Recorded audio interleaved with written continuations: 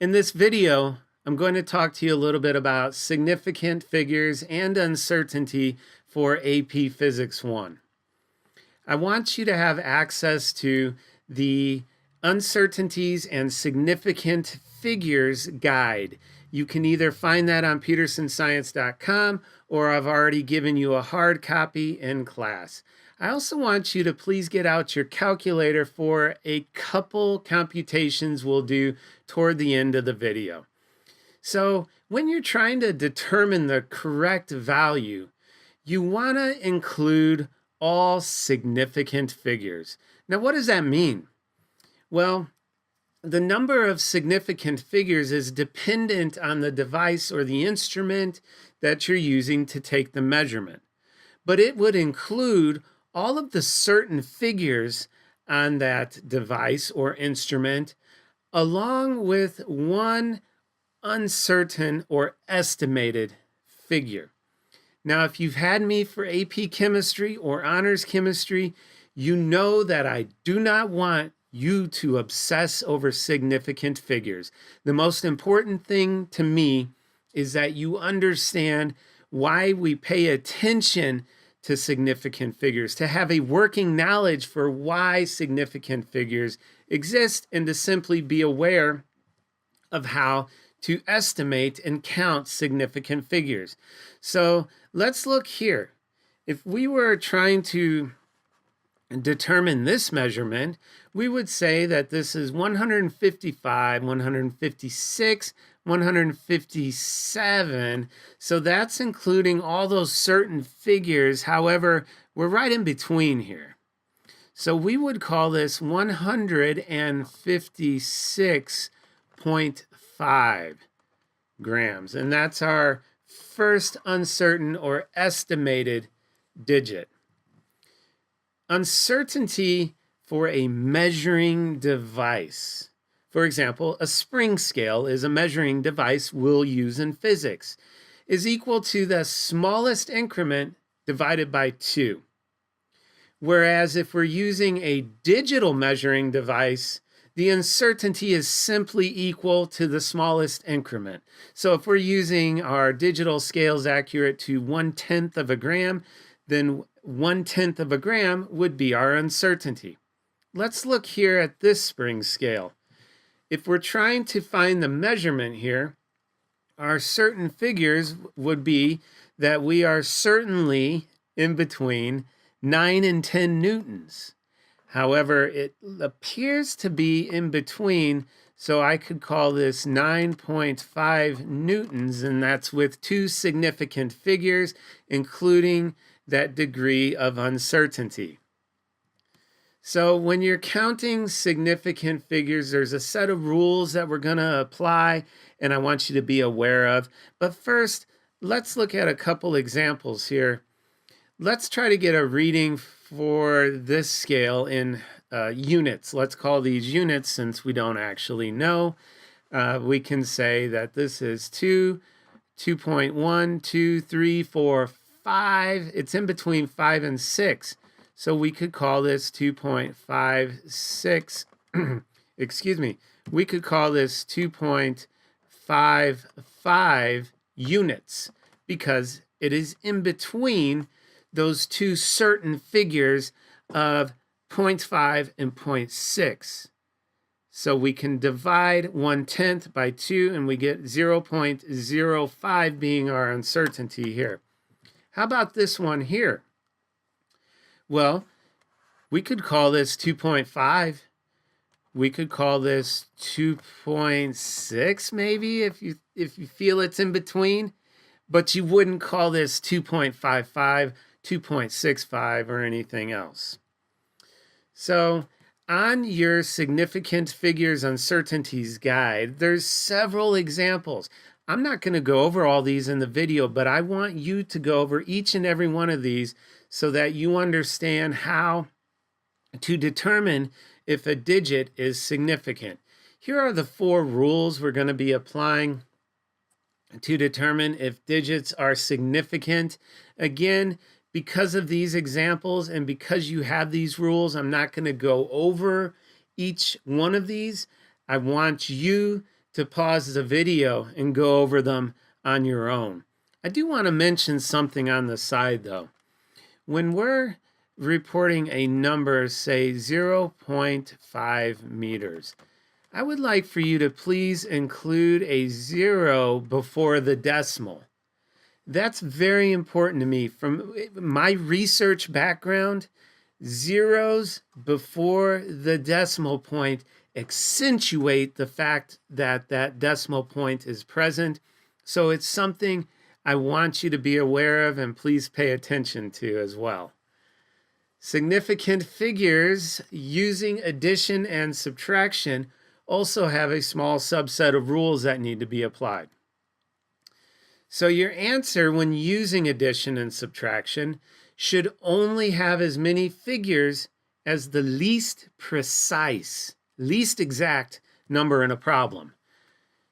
This can be determined by considering the place value of that last significant figure. So you see, it's important to be able to determine what is the last significant figure. Let's look at this example here.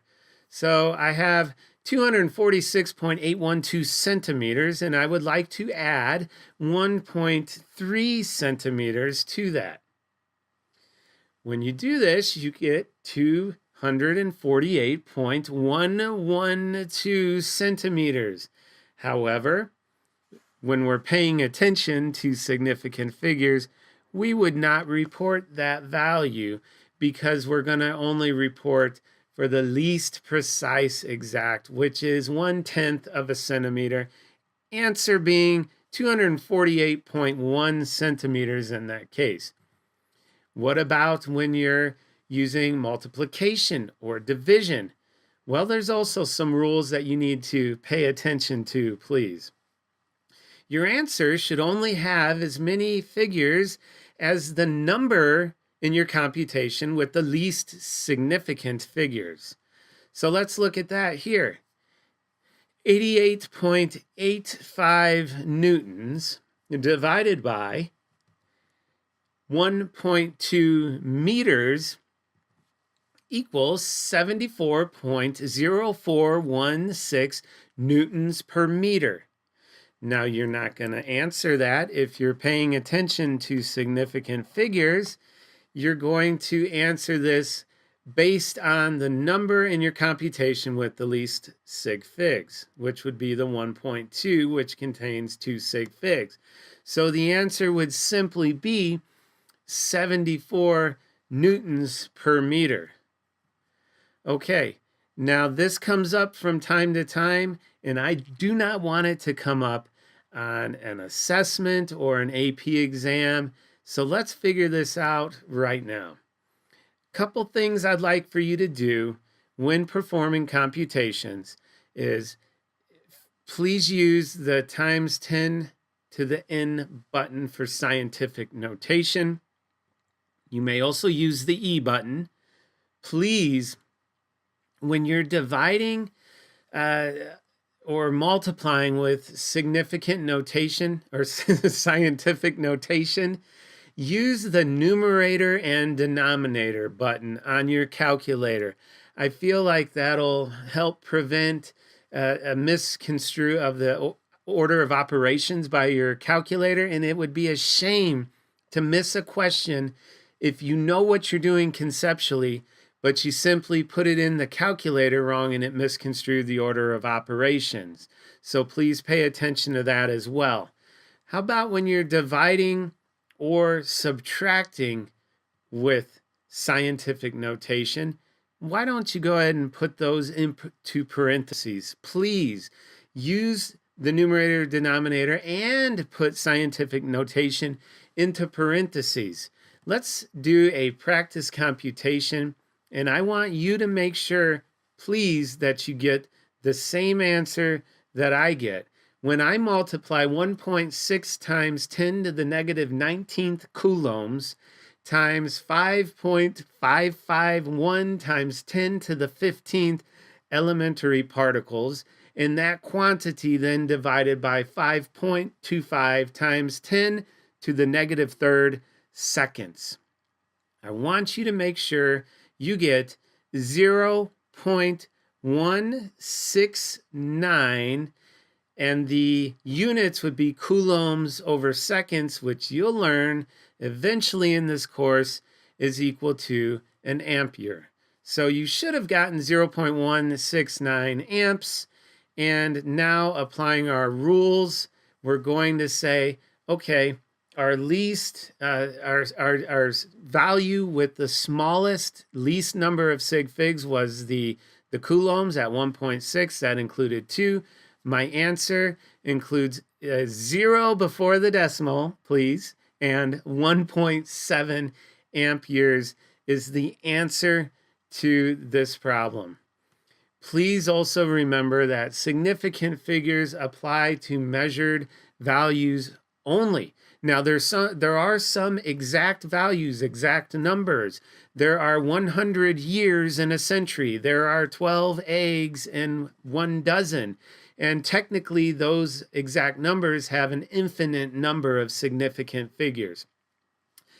The last thing I want to mention here is a rule, please, for rounding to pay attention to this. So if we have a value of 7.455 and you have this 5 here and you're rounding, I want you to make the digit preceding that 5 even.